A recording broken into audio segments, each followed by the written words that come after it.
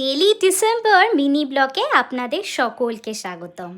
আজ আমি শেয়ার করব একটা দুর্দান্ত রেসিপি। ছোটোবেলায় আমি শাক খেতে একদম পছন্দ করতাম না, কিন্তু মা সব সময় বলতেন শাক না খেলে চোখ খারাপ হয়ে যাবে। তাই তিনি শাক এমনভাবে রান্না করতেন যে আমি না খেয়ে পারতাম না। প্রথমে শাক ভালো করে নুন এবং হলুদ দিয়ে জলে ভিজিয়ে রাখুন। এতে পাতায় থাকা সমস্ত পোকামাকড় দূর হয়।